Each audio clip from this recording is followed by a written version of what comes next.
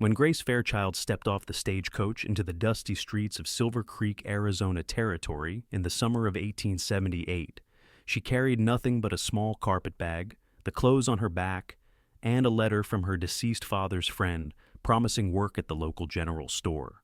The journey west had consumed the last of her meager savings, but Grace held tight to the hope that this small frontier town might offer what Boston never could, a place where her past didn't define her future. The bright western sun momentarily blinded her as she shielded her eyes, taking in the single dirt road lined with wooden buildings. Silver Creek wasn't much a saloon, general store, small church, and scattered houses stretching toward the distant mountains. Nothing like the crowded streets of Boston she'd left behind. "Miss Fairchild?" A stout woman with graying hair approached. "I'm Mrs. Holloway. My husband mentioned you'd be arriving today." Grace nodded, smoothing down her simple gray dress, painfully aware of its worn hem and outdated cut. "Yes, madam. Thank you for meeting me." Mrs. Holloway's eyes swept over Grace with unconcealed assessment. "Well, come along then. The store's this way." As they walked, Grace felt the stares of townsfolk, their whispers following like shadows. She'd hoped to escape such scrutiny, but small towns had eyes everywhere. Holloway's general store stood near the center of town, a sturdy two-story building with merchandise displayed in dusty windows. Inside, shelves lined the walls, filled with everything from dry goods to tools, fabric to ammunition. "Harold, she's here," Mrs. Holloway called to a balding man counting inventory behind the counter. Mr. Holloway adjusted his spectacles. "Miss Fairchild, welcome. Your father was a good friend during the war. When I heard of your situation, I knew we had to help." Grace lowered her eyes. Her situation was delicately phrased her father's gambling debts, her mother's early death, and the scandal that followed when she'd refused the advances of her father's creditor, a prominent Boston businessman. The rumors had destroyed what remained of her reputation. "You'll work the counter, keep inventory, and help with ordering," Mr. Holloway explained. "We've arranged lodging at Mrs. Peterson's boarding house. It's modest but clean." "Thank you, sir. I'm grateful for the opportunity." Mrs. Holloway's lips pursed. "I hope you understand, Miss Fairchild, that Silver Creek is a respectable community. We expect certain standards to be maintained." "Of course, Mrs. Holloway." "Good. Now let's get you settled. You start tomorrow at dawn." The Peterson boarding house was indeed modest, a narrow room with a single bed, washstand, and peeling wallpaper. Still, it was clean and private, more than Grace had dared hope for. Mrs. Peterson, a widow with shrewd eyes, had shown her to the room with minimal conversation. "Supper's at 6 sharp," she'd said before leaving. "Don't be late." Now, unpacking her few belongings, Grace allowed herself a moment of relief. Perhaps here, 3,000 miles from Boston, she could start anew. No one knew her past. No one knew how she'd been forced to sell almost everything to pay her father's debts. How she'd been shunned by society for refusing to become a wealthy man's mistress. The supper bell rang, pulling her from her thoughts. Downstairs, she found 6 other boarders already seated: 2 elderly spinster sisters, a young schoolteacher, the town's telegraph operator, and 2 men who worked at the lumber mill. They regarded her with open curiosity. "Everyone, this is Miss Fairchild from Boston," Mrs. Peterson announced. "She'll be working at Holloway's." "Boston?" The schoolteacher, Miss Collins, brightened. "How wonderful. I visited once. Such culture. I always wondered why anyone would leave civilization for this dust heap," one of the spinsters remarked.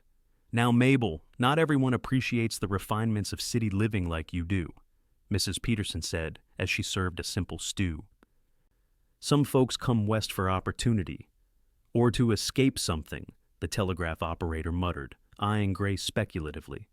Grace focused on her bowl. "My father's friend offered a position. I was fortunate to receive it." "What skills do you bring to Holloway's?" Miss Collins asked. "I can read and calculate figures," Grace answered. "And I worked briefly in my father's shop before—" "Before?" someone prompted. "Before he passed." A moment of respectful silence followed, broken by Mrs. Peterson. "Well, we're glad to have you, dear. Silver Creek may be small, but we're a community."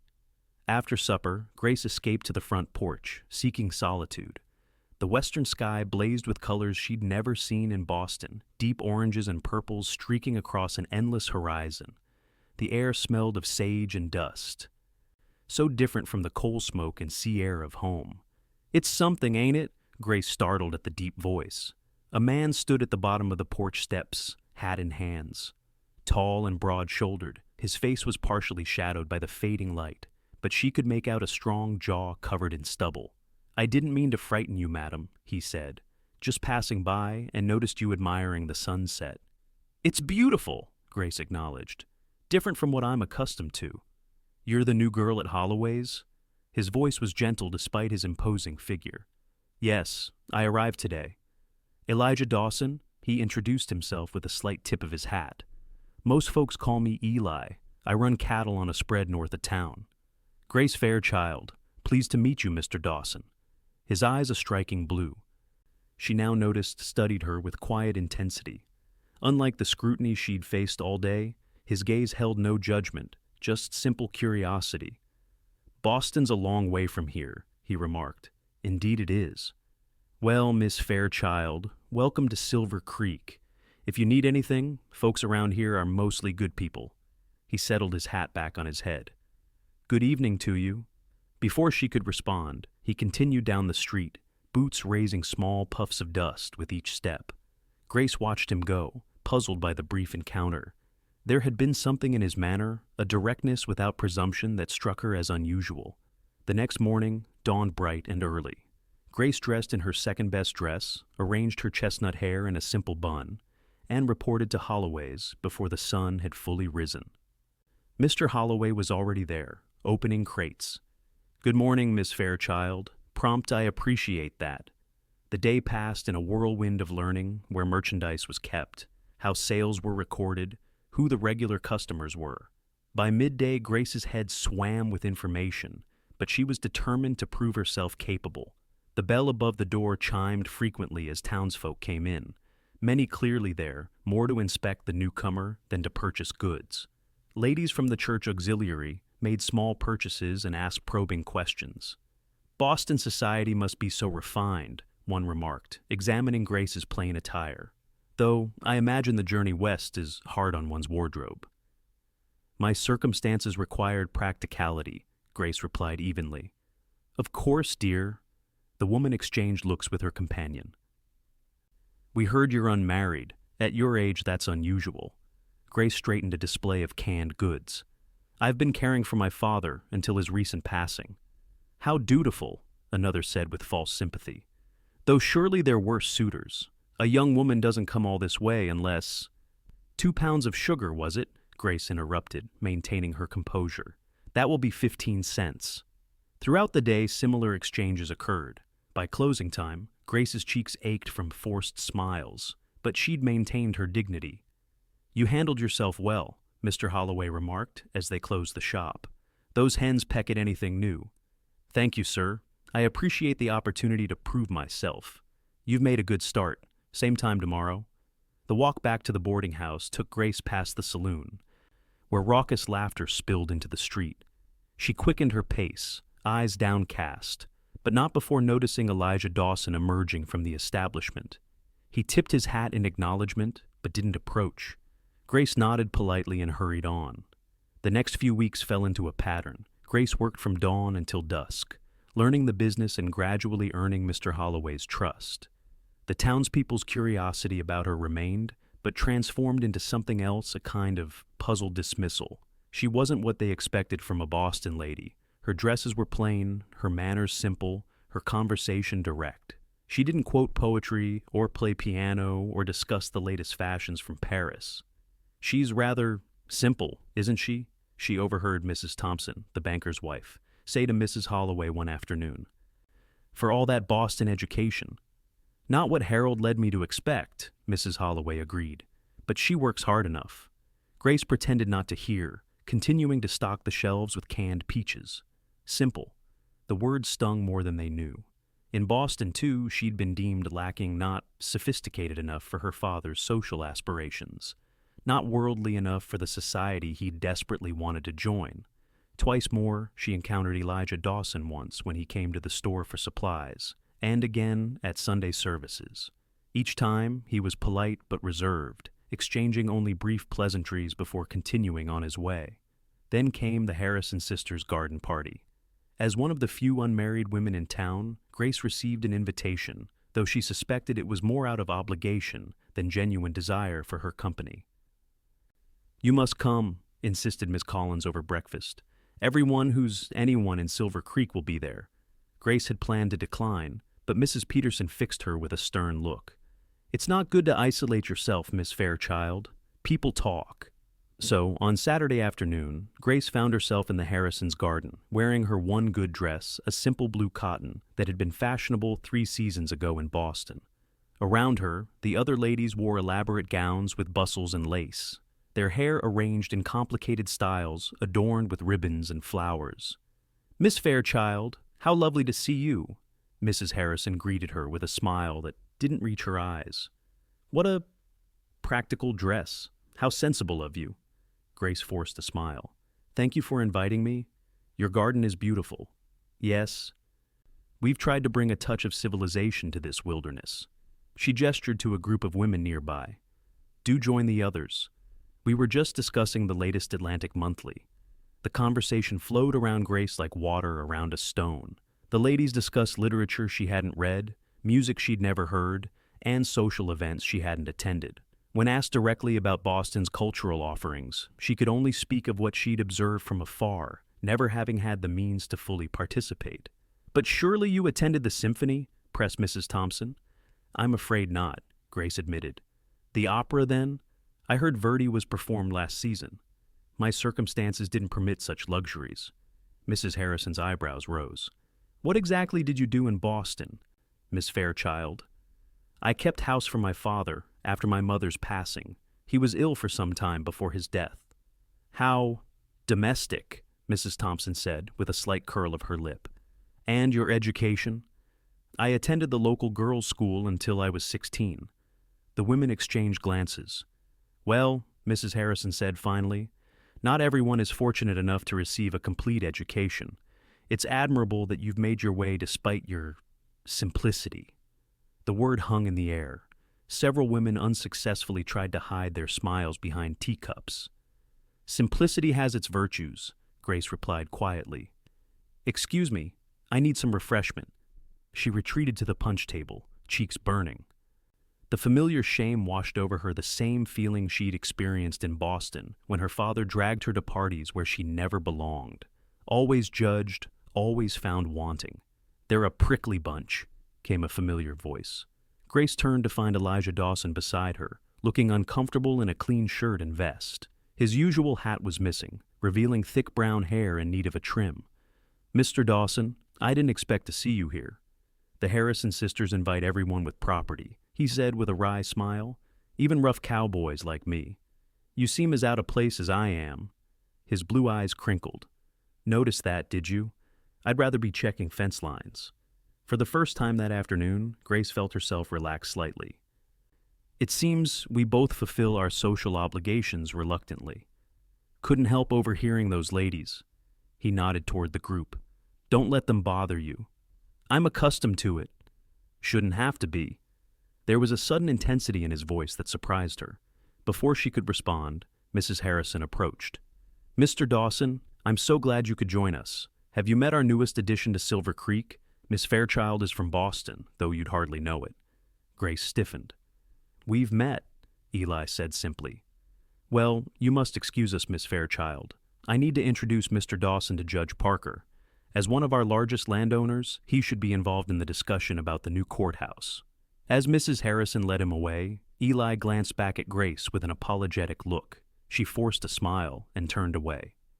Suddenly feeling the need for air, she slipped away from the party early, citing a headache.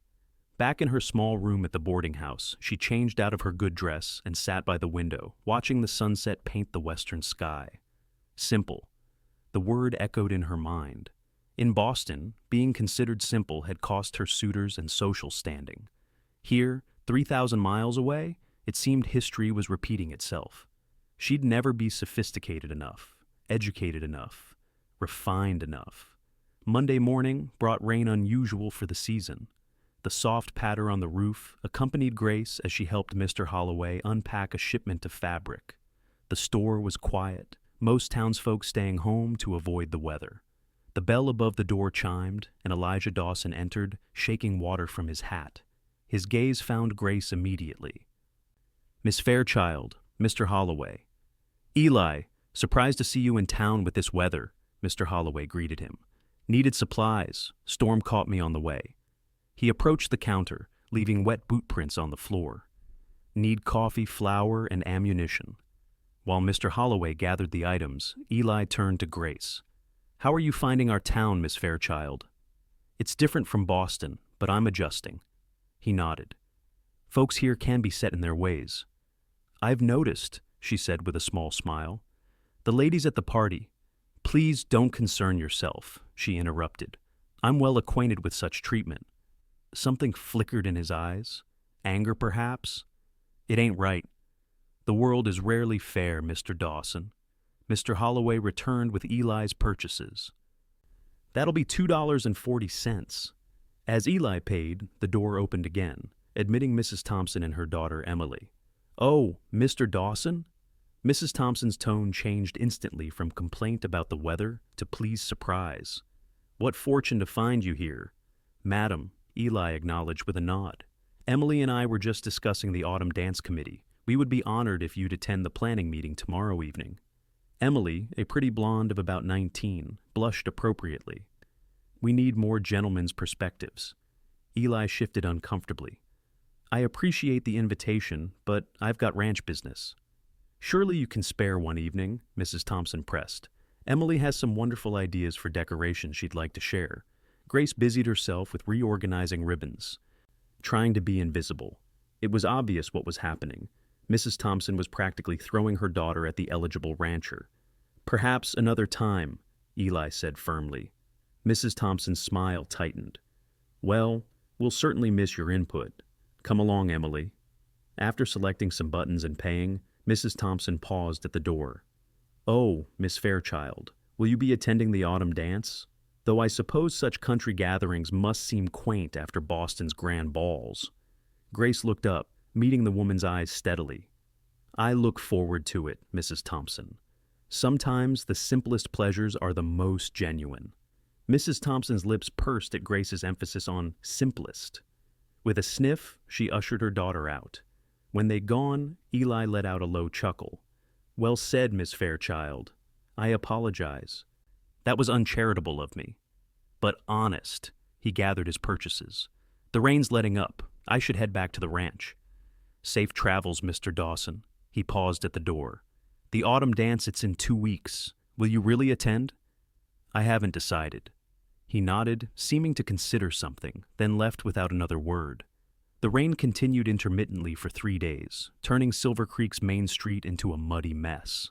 When the sun finally reappeared, the town emerged like ants from a disturbed hill, eager to resume normal activities. Grace was sweeping the store's front porch when a commotion drew her attention. A group of cowboys rode into town, their horses splattered with mud, their laughter carrying on the morning air. Among them, she recognized Elijah Dawson. The men dismounted outside the saloon. But instead of following his companions inside, Eli separated from the group and headed toward Holloway's. Grace continued sweeping, pretending not to notice his approach. "Morning, Miss Fairchild," he called when he was close enough. "Good morning, Mr. Dawson." He stopped at the bottom of the steps, hat in hand. "Fine day after all that rain." "Indeed, though the mud is troublesome." "Came to town for supplies and to post some letters," he said, seeming uncharacteristically hesitant. "Also wanted to ask you something." Grace stopped sweeping. "Yes?" "The autumn dance. Would you allow me to escort you?" The question caught her completely off guard. That's very kind, Mr. Dawson, but just as friends," he added quickly. "Thought you might want company, being new to town and all." Grace studied him, trying to discern his motivation. Was this pity, or perhaps a jest? But his expression showed nothing but earnest inquiry. "Why would you want to escort me? There are plenty of young ladies in town who would be delighted by your attention." She couldn't keep a hint of suspicion from her voice. Eli's brow furrowed. "I'm asking you, Miss Fairchild, not them." Mr. Dawson, I appreciate the offer, but I've learned to be cautious about unexpected kindness. People often have motives beyond simple goodwill. Something like hurt flashed in his eyes, quickly replaced by understanding. Fair enough. Offer stands if you change your mind.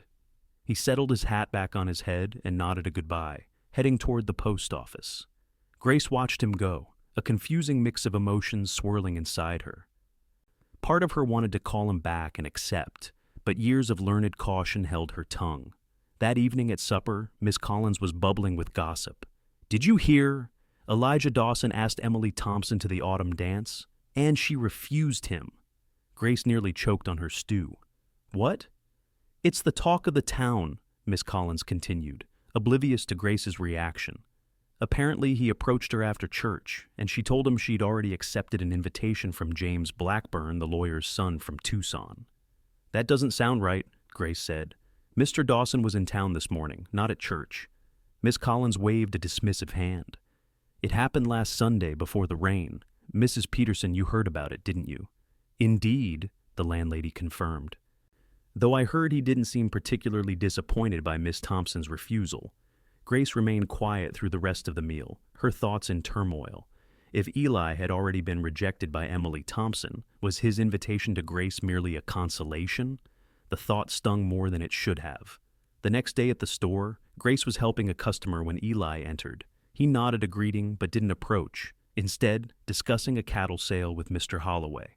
When their business concluded, he left without speaking to her. The pattern continued for several days. Eli would come to town, nod politely if they crossed paths, but make no attempt to converse. Grace told herself it was for the best. She'd come west to escape complications, not create new ones. Then came the Tuesday afternoon when everything changed. Grace was alone in the store, Mr. Holloway having gone to the bank, when Mrs. Harrison and Mrs. Thompson entered, accompanied by Emily. "Good afternoon, ladies," Grace greeted them. "How may I help you?" "We need fabric for Emily's dress for the autumn dance," Mrs. Thompson announced. "Something special, as she'll be attending with James Blackburn." "Congratulations," Grace said sincerely.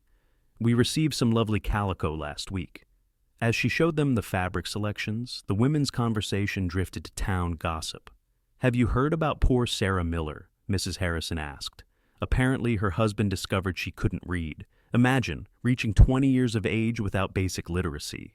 "How mortifying," Mrs. Thompson agreed. "Though I'm not surprised. Her family was always rather simple." The word hung in the air like a bad odor. "There's nothing wrong with simplicity," Grace said quietly, measuring out blue calico. "Perhaps not for some," Mrs. Harrison said with a thin smile. "But in civilized society, certain standards are expected." "And what standards might those be?" Grace asked, setting down her scissors. "Elaborate dresses, knowledge of French poetry, or perhaps basic human kindness." The women stared at her, shocked by her directness. "Well, I never," Mrs. Thompson sputtered. "Such impertinence." "I apologize if I've offended you," Grace said, not sounding sorry at all. 4 yards of the blue calico comes to 80 cents. Mrs. Thompson snatched the fabric and placed coins on the counter. "I think Mr. Holloway should know how his employee speaks to valued customers." "By all means." "Tell him," Grace replied evenly. After they left in a huff, Grace sat heavily on the stool behind the counter, heart racing. She'd likely just lost her position. What had possessed her to speak so boldly? When Mr. Holloway returned, he wore a grave expression. "Miss Fairchild, I've just had a most disturbing conversation with Mrs. Thompson." "I suspected you might," Grace said, straightening her shoulders. "I apologize for any trouble I've caused." To her surprise, the corner of Mr. Holloway's mouth twitched. "She says you defended the virtue of simplicity and questioned her Christian charity." "Not in those exact words, but yes." "Good." He nodded firmly. "Those women have needed someone to stand up to them for years, my wife included, though don't tell her I said so." Grace stared at him, dumbfounded. "You're not angry?" "Miss Fairchild, I brought you here because your father wrote to me about your character, your honesty and integrity, not your social graces or ability to please the likes of Beatrice Thompson." He removed his spectacles to clean them. "This town could use more straightforward people and fewer social climbers." Relief washed over her. "Thank you, Mr. Holloway. Now, let's finish inventory before closing." Word of Grace's confrontation with the town's social leaders spread quickly. At the boarding house that evening, she received curious glances, but also an approving nod from Mrs. Peterson. "About time someone spoke up," the landlady muttered as she served apple pie. "Those women have terrorized this town long enough." The next morning, Grace was arranging a window display when a shadow fell across the glass. She turned to find Elijah Dawson watching her from outside. When their eyes met, he entered the store. "Miss Fairchild, Mr. Dawson, how may I help you?" "Heard what happened yesterday," he said, his voice low enough that the other customers couldn't hear. "Wanted to make sure you were all right."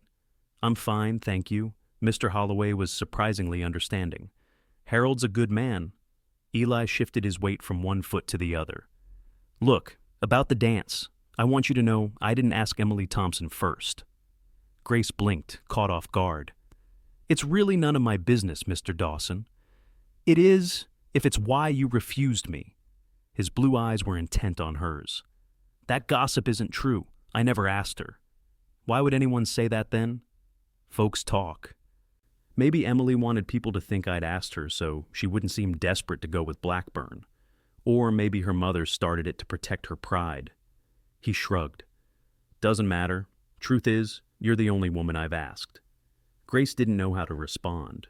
Part of her wanted to believe him, but years of learned caution held her back. "The dance is this Saturday," he continued. "Offer still stands." Before she could respond, Mr. Holloway called from the back room, needing help with a delivery. "I have to go," she said apologetically. Eli nodded. "Think about it." With a tip of his hat, he left. For the next 2 days, Grace found herself distracted by thoughts of Elijah Dawson and the dance. The logical part of her brain listed all the reasons to refuse. She barely knew him. The town would gossip. She had nothing suitable to wear. But another part of her, a part she'd long suppressed, whispered of possibilities. Friday afternoon, as Grace was preparing to close the shop, Eli appeared again. This time, he carried a small package wrapped in brown paper. "Miss Fairchild," he greeted her. "Got a minute?" "Of course." He placed the package on the counter. "This is for you. No obligation attached." "Mr. Dawson, I couldn't possibly—" "Please, just open it." Hesitantly, Grace untied the string and unfolded the paper. Inside was a length of deep green ribbon, simple but of excellent quality. "I noticed your dress at the garden party was blue," he explained, his cheeks slightly flushed. "Thought this might complement it, for the dance, if you decide to come." Grace ran her fingers over the smooth satin. "It's beautiful. So, will you? Come to the dance with me?" She looked up at him, trying to read his expression. There was no guile there, no hidden agenda she could detect, just honest hope. "Yes," she found herself saying. "I'd be honored." His face broke into a wide smile that transformed his features. "I'll call for you at 6 tomorrow." "I'll be ready." After he left, Grace stood staring at the ribbon, a strange fluttering in her chest. What had she just agreed to? Saturday evening came all too quickly. Grace spent the afternoon washing her hair and pressing her blue dress.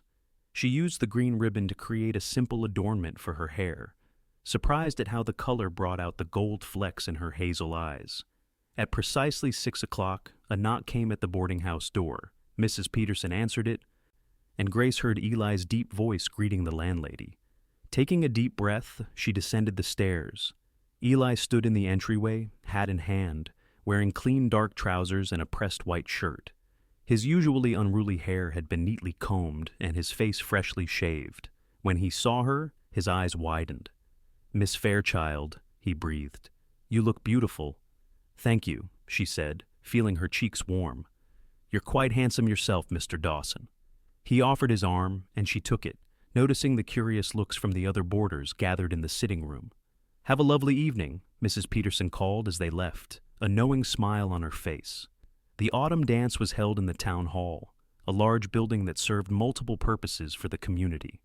As they approached, Grace could hear fiddle music and laughter spilling into the street. Her steps slowed. "Nervous?" Eli asked. "A bit," she admitted. "I haven't attended many dances." Me neither. He squeezed her hand where it rested on his arm. We'll be awkward together. His words, spoken with such simple honesty, eased her tension. A fine pair we'll make. The hall was decorated with autumn leaves and lanterns, creating a warm, golden glow. Tables lined the walls, laden with food brought by the townspeople. A small band played at one end, and couples already twirled on the makeshift dance floor. Their entrance did not go unnoticed. Conversations paused, and heads turned. Grace spotted Mrs. Thompson's look of disbelief and Mrs. Harrison's raised eyebrows. "Ignore them," Eli murmured. "I'm trying." "Come on," he said, guiding her toward the punch table. "Let's get something to drink." As the evening progressed, Grace found herself relaxing. Eli was attentive but not possessive, making sure she had refreshments and introducing her to his ranch hands and their wives. Some of the younger women from town approached her with genuine curiosity rather than judgment, asking about life in Boston without the condescending tone she'd grown accustomed to. When the band struck up a waltz, Eli turned to her. "May I have this dance, Miss Fairchild?" "I should warn you, I'm not very practiced," she said. "Neither am I, but I promise not to step on your toes too much." His large hand settled respectfully at her waist, the other taking her hand. As they moved into the dance, Grace was surprised at how smoothly he led her, despite his claims of inexperience. "You dance well for a cowboy," she observed. "My mother insisted I learn, said no son of hers would embarrass her at social gatherings." A shadow crossed his face. "She passed 5 years ago. I'm sorry. My mother died when I was 14. It's hard, losing parents young." His eyes met hers with understanding. "Makes you grow up fast." "Yes, it does." As they twirled among the other couples, Grace became aware of the stares and whispers. Mrs. Thompson and Mrs. Harrison stood together by the refreshment table, their expressions disapproving. Emily Thompson danced nearby with James Blackburn, shooting curious glances in their direction. "Everyone's watching us," Grace murmured. "Let them," Eli replied. "I'm only concerned with one person's opinion tonight." The simple sincerity in his voice made her heart skip. They completed the dance in comfortable silence, and when the music ended, Eli led her toward the doors that opened onto a small porch. "Need some air?" he asked. "Yes, please." Outside, the night air was cool and crisp, stars blazing in the clear sky. A half moon illuminated the town's silhouette against the distant mountains. "It's beautiful here," Grace said, drawing her shawl around her shoulders. "Different kind of beauty than back east, I imagine." "Yes, but no less magnificent." She turned to face him. "Mr. Dawson." "Eli," he corrected gently. "After all, we're dancing together. Seems we could use first names." "Eli," she amended with a small smile. "Why did you ask me to the dance, honestly?" He considered her question for a moment. "First time I saw you, on Mrs. Peterson's porch. Something about you caught my attention. Not just that you're pretty, which you are, but there was a strength in how you held yourself, like someone who's weathered storms but kept standing. You saw all that from a brief conversation?" "I'm observant." He leaned against the porch railing. "Then, at the Harrison party, I heard those women talking down to you, calling you simple, like it was something shameful. But you didn't crumble or put on airs. You stayed true to yourself." "My simplicity has always been a liability," Grace admitted. "In Boston, it cost me suitors and social standing. My father was constantly frustrated by my inability to be what he called socially adept." "Sounds like your father had his priorities wrong." Eli's voice had an edge to it. "There's nothing wrong with being straightforward and genuine. It's rare, especially these days." "That's kind of you to say." "It's the truth." He reached out slowly, as if giving her time to pull away, and tucked a strand of hair behind her ear. "Grace, I don't care that you don't quote poetry or play piano. I care that you're honest and brave enough to stand up to those town gossips." The touch of his fingers against her cheek sent a shiver through her that had nothing to do with the evening chill. "You hardly know me." "I'd like to, though, if you'll let me." The music from inside changed to a slower tune, floating out to where they stood. "Would you dance with me again?" Eli asked softly. "Here? Outside?" "Why not?" "Better view." He gestured to the star-filled sky. Grace laughed a free, unguarded sound that surprised even herself. All right. He took her in his arms again, more closely than propriety strictly allowed, but Grace found she didn't mind. They swayed to the distant music, alone on the moonlit porch. "What happened in Boston?" he asked gently. "Why did you really come west?" The question might have seemed intrusive from anyone else, but from him, it felt like genuine concern. Grace took a deep breath and found herself telling him everything: her father's gambling, his creditor's inappropriate proposition, the scandal that followed her refusal, and the desperate journey west with the last of her savings. "You did the right thing," Eli said when she finished, his voice tight with anger on her behalf. "That man was no gentleman. The society ladies didn't see it that way. They said I should have accepted his offer to save my father's reputation. Then they have no honor themselves." His arms tightened slightly around her. "You deserve better than that, Grace." The dance had long since ended, but they remained standing close together, the night air wrapping around them like a protective cloak. "We should go back inside," Grace said reluctantly. "People will talk." "Let them." But he stepped back, offering his arm once more. "Come on.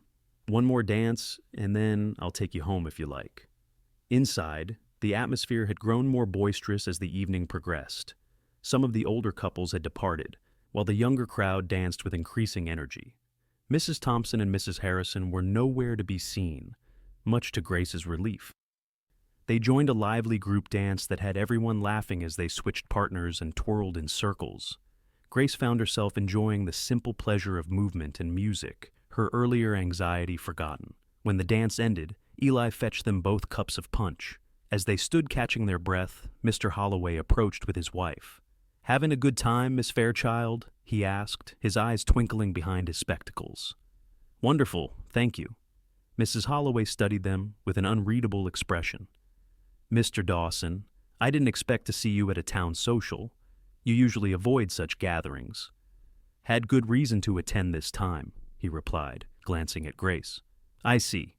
Mrs. Holloway's lips thinned slightly. "Well, Miss Fairchild certainly seems to be enjoying herself, despite her modest background." Grace tensed, but before she could respond, Eli spoke. "Grace's character speaks for itself, madam. No need for qualifiers." Mrs. Holloway's eyebrows rose at his direct defense. "Indeed.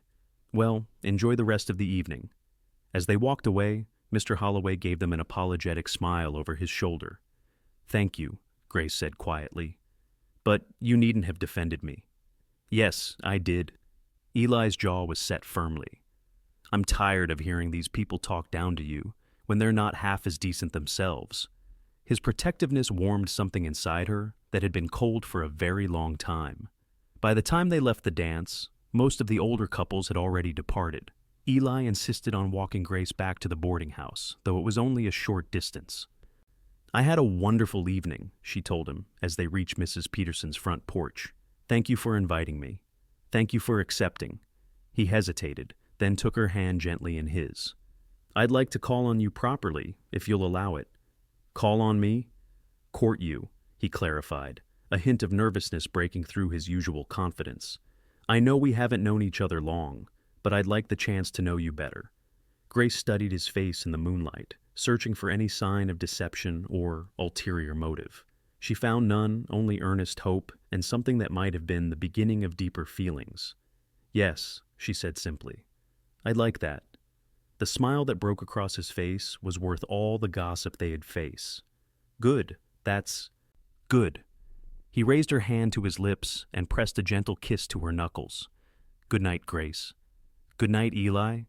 Inside, Grace leaned against the closed door, her heart racing with possibilities she'd never dared to consider.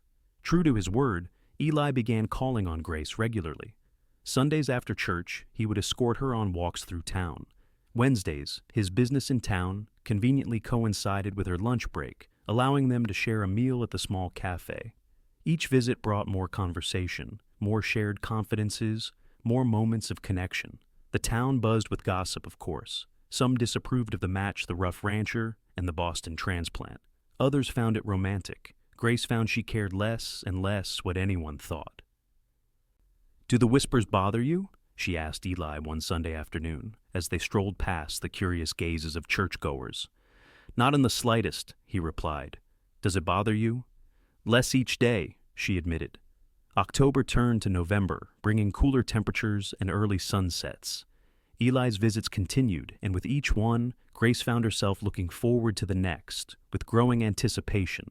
Then came the Tuesday when everything changed again. Grace was helping a customer when Eli entered the store, his expression uncharacteristically serious. Need to speak with you, he said when the customer had left. Privately, if possible. Mr. Holloway, sensing the importance of the request, nodded toward the back room. Take a few minutes, Miss Fairchild. Once they were alone among crates of merchandise, Eli removed his hat, turning it nervously in his hands. Grace, I've been thinking about what's between us. Her heart stuttered. Was he ending things? Had the town's disapproval finally gotten to him? What is it? She asked, bracing herself. I know it hasn't been long, he began, his voice uncharacteristically hesitant. Just over a month since the dance, but I've never been more certain of anything in my life. He reached into his pocket and withdrew a small object, holding it tightly in his fist. My mother left me her ring when she died, said to give it to the woman who made me feel like I'd found home. Grace's breath caught as he opened his hand, revealing a simple gold band with a small pearl. I love you, Grace Fairchild, he said, his blue eyes steady on hers. I love your honesty and your strength. I love how you face each day with dignity, despite how some in this town treat you. I don't want to waste time with a long courtship when I already know what I want. He took her hand, his calloused fingers gentle against her skin. Will you marry me? For a moment, Grace couldn't speak, overwhelmed by the sincerity in his face and the enormity of the question. Eli, are you certain? She finally managed. People will talk. They'll say you could do better, that I'm too simple, too plain. Let them talk, he interrupted. I don't want anyone else. I want you exactly as you are. Tears welled in her eyes. All her life, she'd been found wanting by her father, by Boston society, by the women of Silver Creek. But here was this man, this straightforward, honest man, looking at her as though she were precious beyond measure. Yes, she whispered. Yes, I'll marry you. His face broke into a smile of such pure joy that it took her breath away. He slipped the ring onto her finger, then drew her into his arms, holding her as though she might disappear if he let go. When? She asked against his chest. Soon, he replied. This week, if you're willing. No need for elaborate preparations. This week? She pulled back to look at his face. That's very soon. I know, but I've waited my whole life to find you. Don't want to wait any longer to start our life together. His expression grew serious. Unless you want more time? Grace considered the question. A proper engagement would last months, with formal announcements and elaborate preparations. But that was Boston thinking. This was the West, where life moved at its own pace. This week, she agreed, smiling up at him. But where would we live? I can't stay at the boarding house as a married woman. My ranch, he said immediately. It's not fancy, just a solid house with good bones. Could use a woman's touch, though. You haven't even shown it to me yet, she realized with a laugh. We can ride out there tomorrow, if Holloway can spare you. It's about an hour north of town. The door to the storeroom opened, and Mr. Holloway peered in, his expression curious. Everything all right? Eli straightened, but kept an arm around Grace's shoulders. Mr. Holloway, I've asked Miss Fairchild to marry me, and she's accepted. The storekeeper's eyebrows shot up. Then he broke into a wide smile. Well now, that's wonderful news. Congratulations to you both. We're thinking of marrying this week, Grace added, still hardly believing her own words. This week, Mr. Holloway exclaimed. That's rather sudden, isn't it? When it's right, Eli said simply. Mr. Holloway studied them for a moment, then nodded. I suppose it is. Well, you have my blessing for whatever that's worth. And yes, Grace, you may have tomorrow off to visit the ranch. News of the engagement spread through Silver Creek like wildfire. By evening, it seemed everyone knew. At the boarding house, Grace was met with a mixture of congratulations and shocked whispers. Married after only a month of courtship, Miss Collins exclaimed. How romantic. Or how scandalous, one of the spinster sisters muttered. Such haste suggests necessity. There's nothing scandalous about it, Mrs. Peterson declared firmly. Some people know their minds quickly. I accepted my late husband's proposal after 2 weeks' acquaintance, and we had 30 happy years together. Grace weathered the comments with quiet dignity, the pearl ring on her finger giving her a sense of certainty she'd never experienced before. The next day, Eli arrived at the boarding house with a wagon rather than his usual horse. Thought you might want to bring some things to leave at the ranch, he explained. Start making it feel like yours. The ride north took them through rolling grasslands dotted with clusters of pine and oak. As they crested a small rise, Eli reined the horses to a stop. There it is, he said, pointing ahead. Dawson Ranch. In the valley below lay a sprawling property centered around a large 2-story house built of timber and stone. A barn and several outbuildings flanked it, while corrals and fenced pastures stretched into the distance. Cattle grazed in the autumn sun, dark dots against the golden grass. It's beautiful, Grace breathed. Been in my family for 20 years. My father built the house himself, added to it as the ranch grew. It's a good place. He glanced at her. Hope it'll be a good home for us. As they approached, Grace noticed details: the wide front porch with its rocking chairs, the stone chimney, the neat vegetable garden to one side. It wasn't grand or ostentatious, but it was solid and well-maintained. How many hands work here? She asked, noting several men working near the barn. 8 full-time, more during roundup and branding. He helped her down from the wagon. They live in the bunkhouse over there. Cook's cabin is behind the main house. You have a cook? Old Pete. Been with us since my father's time. Makes decent meals, though nothing fancy. Inside, the house was spacious but sparsely furnished. A large main room with a stone fireplace led to a dining room and kitchen. Upstairs were 4 bedrooms, the largest clearly Eli's, with a big 4-poster bed and a view of the mountains to the west. It needs a woman's touch, Eli admitted as they toured the house. My mother made it comfortable, but since she passed, well, bachelor living shows. Grace ran her fingers along a dusty shelf, ideas already forming in her mind. It has good bones, like you said. It won't take much to make it homey again. They spent the afternoon exploring the property. Eli introduced her to the ranch hands, who tipped their hats respectfully, but couldn't hide their curiosity about their boss's city bride. Old Pete, a wizened man with a permanent squint, shook her hand with surprising strength. About time the boss found himself a woman, he declared.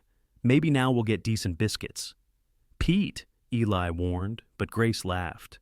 I make excellent biscuits, Mr. Pete. I'll be happy to prove it. The old cook grunted approvingly. Then we'll get along fine, Mrs. Dawson-to-be.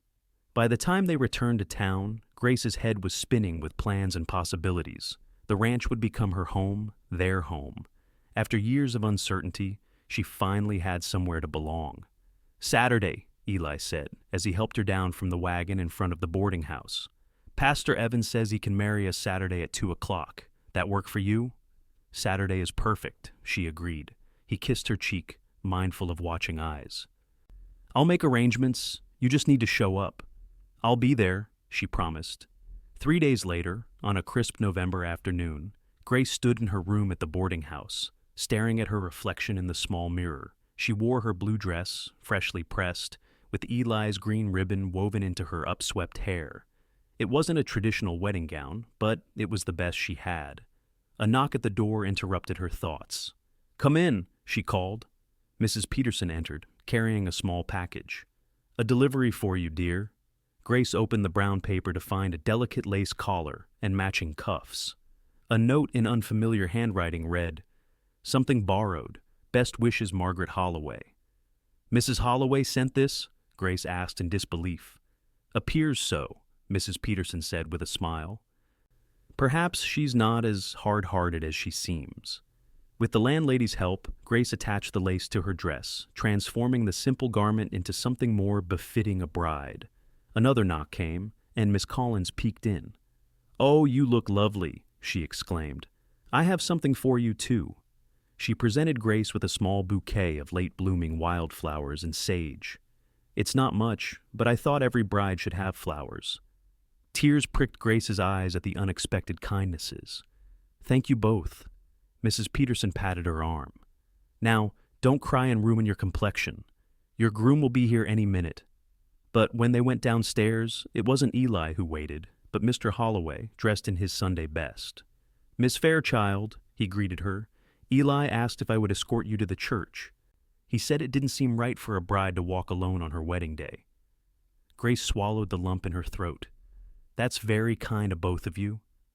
The small church was surprisingly full when they arrived. Not only were Eli's ranch hands present, but also many of the townsfolk Grace knew from the store.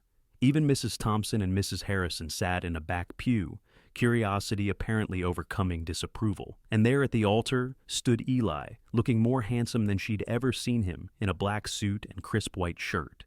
When he saw her, his face lit up with such joy that any lingering doubts Grace might have harbored vanished like morning mist. Mr. Holloway walked her down the aisle, then placed her hand in Eli's before stepping aside. The pastor's words washed over her as she stood beside the man who had seen value in her simplicity rather than shame. "I, Elijah, take thee, Grace, to be my lawfully wedded wife," Eli's deep voice recited, his eyes never leaving hers. "To have and to hold from this day forward, for better, for worse, for richer, for poorer, in sickness and in health, to love and to cherish, till death do us part." When her turn came, Grace's voice was clear and steady. "I, Grace, take thee, Elijah, to be my lawfully wedded husband." The simple gold band Eli placed on her finger nestled perfectly against his mother's pearl ring. And when the pastor pronounced them man and wife, Eli's kiss was gentle but filled with promise. "Mrs. Dawson," he whispered as they turned to face their guests. "Mr. Dawson," she replied with a smile.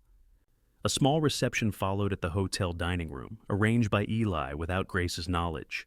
A cake sat on a side table, and punch was served in the town's best crystal. As townsfolk approached to offer congratulations, Grace was struck by the genuine warmth from many she'd thought indifferent to her. "You make a handsome couple," Mr. Holloway told them, his wife nodding beside him. "Indeed," Mrs. Holloway added, surprising Grace further. "The lace suits you, Miss Ferris, Mrs. Dawson." "Thank you for lending it to me," Grace said sincerely. "It was very kind." "Yes, well," the older woman seemed embarrassed by the acknowledgement. "Every bride deserves something special on her wedding day." Even Mrs. Thompson approached, though her congratulations seemed stiff. "Such a practical wedding." "How efficient." "We saw no reason to wait," Eli replied smoothly, his arm secure around Grace's waist. "Clearly, well, best wishes to you both." As she walked away, Eli leaned down to whisper in Grace's ear. "Some people will never understand what really matters. Doesn't mean we can't be happy." "I am happy," she assured him. "Happier than I've ever been." By late afternoon, they were on their way to the ranch to home. Grace sat beside Eli on the wagon seat, her small trunk and a few wedding gifts secured in the back. As they left town, she looked back at Silver Creek, the place that had first seemed so foreign, but had somehow become the setting for her happiness. "Having second thoughts?" Eli asked, noting her backward glance. "Not at all," she smiled up at him. "Just thinking about how different my life is now from when I arrived 3 months ago. Good different? The best different." She leaned against his shoulder. "Though I still can't quite believe how quickly everything happened. We barely knew each other when you proposed." "I knew enough," he said confidently. "Knew you were honest and brave. Knew you didn't put on airs. Knew I wanted to wake up next to you every morning and fall asleep beside you every night." His straightforward declaration warmed her more than any flowery speech could have. "When did you decide? To propose, I mean." "Remember that day in the store when Mrs. Thompson and Mrs. Harrison were giving you a hard time about being simple?" "Yes, that's when I knew." He adjusted the reins in his hands. "Watching you stand up to them with dignity, refusing to be shamed for being yourself, I thought, that's the woman I want to spend my life with." "Most men would prefer a wife with social graces and accomplishments," Grace pointed out. "I'm not most men." He glanced at her with a smile. "Never cared much for pretense or showing off. Value honesty more than fancy manners any day." As they crested the rise overlooking the ranch, the setting sun bathed everything in golden light. Eli reined the horses to a stop, allowing them both to take in the view of what was now their shared home. "Welcome home, Mrs. Dawson," he said softly. "Home," Grace repeated, savoring the word. After years of uncertainty, of not belonging, she finally had a place that was truly hers and a man who valued her exactly as she was. That night, after a celebratory dinner prepared by old Pete, who had indeed been impressed by Grace's biscuits, Eli carried her over the threshold of their bedroom. What followed was a gentle, tender introduction to the physical side of marriage, Eli's patience and care erasing Grace's nervousness until only wonder remained. Later, as they lay together in the moonlight filtering through the window, Grace traced the strong line of his jaw with her fingertips. "What are you thinking?" he asked. "That I never expected to find this kind of happiness," she admitted, "especially not with someone I've known such a short time." "Sometimes the heart knows quicker than the mind," he said, capturing her hand and pressing a kiss to her palm. "And sometimes the simplest connections are the strongest. Is that why you married me? For my simplicity?" There was a teasing note in her voice, but also a hint of genuine question. "I married you because you're exactly who you appear to be. No pretense, no games, no trying to be something you're not." He drew her closer. "That kind of honesty is rare, Grace. It's valuable. The townsfolk don't seem to think so." "The townsfolk can mind their own business," he replied firmly. "What we have is between us. No one else gets a say." She smiled against his chest. "When did you get so wise?" "Must be my wife's influence," he teased, pressing a kiss to her forehead. "Now get some sleep. Tomorrow we start our life together properly." Life as Mrs. Dawson quickly fell into a rhythm that suited Grace perfectly. She rose early with Eli, preparing breakfast while he started the day's work with the hands. Mornings were spent turning the house into a home, cleaning, organizing, adding small touches that reflected her own taste while honoring the heritage of the Dawson family. Afternoons might find her helping in the garden, learning the running of the ranch accounts, or riding out with Eli to check on cattle in the furthest pastures. In the evenings, they shared simple meals and companionable silence by the fire, sometimes reading aloud from one of the few books in the house, sometimes just talking about their days. Their physical relationship deepened with each passing night, growing from tentative exploration to a passionate understanding that left them both breathless and amazed. "Never thought it could be like this," Eli confessed one night, holding her close after their lovemaking. "Heard men talk, but—" "But what?" Grace prompted, tracing patterns on his chest. "Never understood how it could be more than just satisfaction." He kissed her gently. "With you, it's different. Better." "Because we love each other," she said simply. "Because we love each other," he agreed. December brought cold winds and occasional snow flurries. Grace discovered she loved the ranch in winter, the cozy warmth of the house contrasting with the stark beauty of the landscape outside. Christmas approached, and with it, preparations for their first holiday as husband and wife. "Never did much for Christmas," Eli admitted, as Grace hung pine boughs along the mantel. "After my parents passed, seemed like too much effort." "Well, this year will be different," she declared. "Nothing elaborate, but we should celebrate properly." On their trips into town for supplies, Grace now found herself received differently.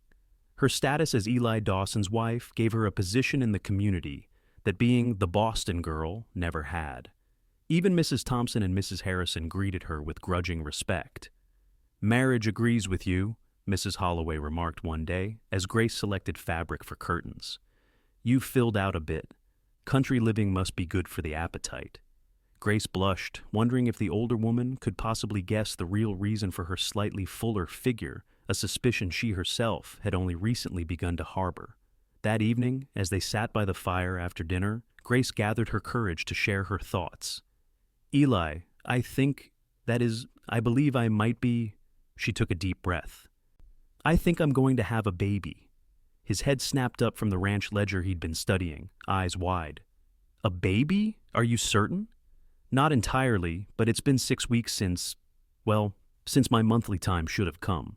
And I've been feeling different, tired in the afternoons, and certain foods don't agree with me anymore." He set aside the ledger and moved to kneel before her chair, taking her hands in his. "A baby," he repeated, wonder filling his voice. "Our baby. Are you pleased?" she asked hesitantly. In answer, he gathered her into his arms, holding her as though she were made of precious glass. "Please doesn't begin to cover it," he whispered against her hair. Overjoyed, terrified, grateful. Terrified? She pulled back to see his face. What if I'm not a good father? My own pa was often away, driving cattle to market. Don't have the best example to follow. The vulnerability in his admission touched her deeply. "You'll be a wonderful father," she assured him. "You're kind and patient and steady. That's what a child needs most." His hand moved to rest gently against her still flat stomach. "When? When will our little one arrive? If my calculations are right, sometime in July." "A summer baby." He smiled. "We'll have to prepare. The small bedroom next to ours would make a good nursery, and you'll need help around the house. Can't have you wearing yourself out." She laughed at his immediate planning. "There's plenty of time, Eli. Women have been having babies since the beginning of time, many under far worse circumstances than mine. Not my wife," he said firmly. "You're going to have everything you need." As December gave way to January, Grace's condition became more apparent, at least to her. Morning sickness plagued her early hours, though she did her best to hide it from Eli. He noticed anyway, insisting she rest more and hiring a young woman from town to help with the heavier housework. "You don't need to coddle me," Grace protested as he refused to let her carry a basket of laundry upstairs. "I'm pregnant, not ill." "Humor me," he replied, easily lifting the basket. "Never had a wife or a baby on the way before. Let me do this my way." She relented, touched by his concern, even as she chafed slightly under the restrictions. In February, they made a special trip to town to consult with the doctor and make purchases for the baby. Dr. Brace Hilaonesta. Wilson confirmed what they already knew and pronounced Grace to be in excellent health. "Strong as a horse, this one," he told Eli. "Just make sure she eats well and gets enough rest, especially in the later months." At the general store, Grace selected soft flannel for baby gowns and blankets. Mrs. Holloway, now surprisingly friendly, offered advice about what supplies they would need. "My sister has a cradle her children have outgrown," she mentioned as she wrapped Grace's purchases. "Beautiful piece, hand-carved. I could ask if she'd be willing to part with it." "That's very kind," Grace said, genuinely touched by the offer. "We would appreciate that." As they loaded their purchases into the wagon, Grace noticed Mrs. Thompson and several other ladies watching from across the street, heads bent in conversation. She'd grown accustomed to being the subject of town gossip, but something in their manner made her uneasy. "Pay them no mind," Eli said, following her gaze. "They've got nothing better to do than talk. I wonder what they're saying now. Probably calculating exactly how many months it's been since our wedding," he said wryly. "As if it matters." 7 weeks from wedding to conception isn't exactly scandalous, Grace pointed out. "Even if it were, it would be no one's business but ours." He helped her up onto the wagon seat. "Our child will be born to parents who love each other. That's all that matters." As they drove through town, Grace noticed something she hadn't before, a certain tension in Eli's shoulders, a wariness in his eyes as they passed groups of townsfolk. "Does it bother you?" she asked. "The gossip? I mean," he was quiet for a long moment. "Not for myself, but for you and the baby. Yes, sometimes. I want you both respected, not whispered about." "Why would they whisper about the baby?" Eli sighed. "Some folks have long memories. My father wasn't always the respectable rancher he became. Started out rough some, called him little more than a rustler. Took years to build a reputation as an honest businessman. But that was your father, not you. Doesn't always matter out here. Name means something." He glanced at her. "Don't want our child facing whispers because of his grandpa's past, or because his mama came from back east under mysterious circumstances. Is that how people see me? As mysterious? Some do. Most have accepted you, especially since the wedding. But there's always those who look for reasons to talk." He reached over to squeeze her hand. "Doesn't change how I feel. I'd marry you tomorrow all over again. Gossip be damned." The remainder of winter passed quietly.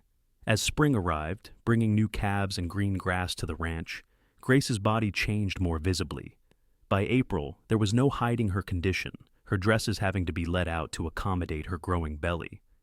"You're beautiful," Eli told her one evening as she complained about none of her clothes fitting properly. "Never seen anything as beautiful as you carrying our child." The simple sincerity of his words washed away her frustration. "Even when I can barely see my feet?" "Especially then." He laid a gentle hand on her rounded stomach, face lighting up as he felt the baby move. "Strong little thing, isn't he?" "Or she," Grace reminded him. "It could be a daughter." "Daughter would be fine too," he agreed, "long as she has your spirit." "And your eyes," Grace added, touching his cheek. "I hope our baby has your eyes." As Grace's July due date approached, the heat of summer settled over the ranch. Eli insisted on hiring additional help so Grace could rest during the hottest part of the day. Old Pete outdid himself preparing meals he claimed were good for breeding women, while the ranch hands treated her with an almost comical deference. "You'd think no woman ever had a baby before," she remarked to Eli after one of the younger hands had practically tripped over himself to open a door for her. "They're just concerned," he said with a smile. "Most of them don't have much experience with womenfolk in a family way." June brought final preparations for the baby's arrival. The cradle Mrs. Holloway had procured stood ready in the small nursery, along with a chest of tiny clothes and soft blankets. Dr. Wilson promised to be available whenever Grace's time came, and arrangements were made for one of the hands to ride for him at the first sign of labor. On a warm evening in early July, as Grace and Eli sat on the porch watching the sunset, she felt the first twinge of what she suspected might be the beginning of labor. "Eli," she said calmly, "I think you should send for Dr. Wilson." His head snapped toward her. "Is it time?" "I believe it may be starting, yes." What followed was a flurry of activity. Eli, shouting for one of the hands to ride for the doctor, Old Pete boiling water in the kitchen, and the young woman who helped with housework preparing the bedroom, as Grace had instructed weeks earlier. Through it all, Grace maintained a calm exterior, though inside she trembled with both fear and anticipation. This was what women had done since the beginning of time, she reminded herself. Her own mother had birthed her, and countless generations of women before that. Dr. Wilson arrived just as Grace's pains began to intensify. He shooed Eli from the bedroom with instructions to wait downstairs, despite the rancher's protests. "This is women's work now," the doctor said firmly. "I'll call you when it's over." The hours that followed tested Grace's endurance beyond anything she'd experienced before. The pain came in waves, building to peaks that left her gasping, then receding just enough to let her gather strength for the next one. Through it all, Dr. Wilson and the housekeeper, Mrs. Rivera, offered calm encouragement. "You're doing well, Mrs. Dawson," the doctor assured her. "Everything is progressing normally." As dawn broke, the pains intensified further, and an overwhelming urge to push took over. Grace bore down with all her strength, dimly aware of Dr. Wilson's instructions and Mrs. Rivera's murmured prayers. And then, with one final tremendous effort, her child entered the world with a lusty cry. "A daughter," Dr. Wilson announced, quickly cleaning and wrapping the infant. "A beautiful, healthy daughter." Tears streamed down Grace's face as the tiny bundle was placed in her arms. A daughter, pink-faced and perfect, with a tuft of dark hair and eyes that, when they briefly opened, showed hints of her father's blue. "Let Eli come up," she requested, her voice hoarse from exertion. "Let him meet his daughter." Moments later, Eli burst into the room, his face a mixture of worry, exhaustion, and desperate hope. When he saw Grace holding their child, he stopped abruptly, overcome. "Come meet your daughter," Grace invited softly. He approached the bed with uncharacteristic hesitation, perching carefully on its edge. "A girl?" "Yes, healthy and strong." When Grace placed the swaddled infant in his arms, Eli's expression transformed into one of such tender wonder that fresh tears sprang to her eyes. His large, work-roughened hands cradled the tiny body with infinite gentleness. "She's perfect," he whispered, "just like her mother." "What shall we name her?" Grace asked. They'd discussed possibilities but had made no firm decisions, wanting to meet their child first. Eli studied the tiny face. "Elizabeth," he said after a moment. "After my mother, if that's all right with you." "Elizabeth," Grace repeated, testing the name. It suits her. Elizabeth Dawson. Welcome to the world, Elizabeth, Eli murmured to his daughter. You're already loved more than you could possibly know. As Dr. Wilson and Mrs. Rivera quietly left the room, giving the new family privacy, Grace watched her husband with their child. This man who had seen value in her simplicity when others saw only shortcomings. This man who had married her after knowing her barely a month, whose quiet certainty had never wavered. What are you thinking? Eli asked, noticing her contemplative expression. That I'm extraordinarily lucky, she replied honestly. 3 months ago, I was alone in the world, with nothing but uncertainty ahead. Now I have a husband, a home, and a daughter. I'm the lucky one, he countered, shifting the baby carefully to take Grace's hand with his free one. Found the woman I didn't even know I was looking for. Elizabeth made a small sound, drawing their attention back to her perfect face. She has your eyes, Grace observed as the infant's gaze briefly focused on her father. And your spirit, I'll wager, Eli added with a smile, strong like her mama. As the morning sun filtered through the curtains, casting golden light across the bed where the three of them huddled close, Grace felt a sense of completion she'd never experienced before. Here, in this simple moment, was everything she'd ever truly wanted: belonging, acceptance, love. The woman who had been shamed for her simplicity had found a man who valued that very quality, who had married her without hesitation, and who now gazed at her with undisguised adoration as she held their child. I love you, she told him, the words somehow inadequate for the depth of what she felt. And I love you, he replied, his voice rough with emotion. More than I have words to say. Some things, Grace reflected, didn't need elaborate expression. Some truths were powerful in their simplicity, like the love between a man and a woman who had recognized in each other exactly what they needed, or the miracle of new life cradled between them. Outside, the day began on Dawson Ranch, cattle lowed in distant pastures. Ranch hands went about their morning chores. And life continued its steady rhythm.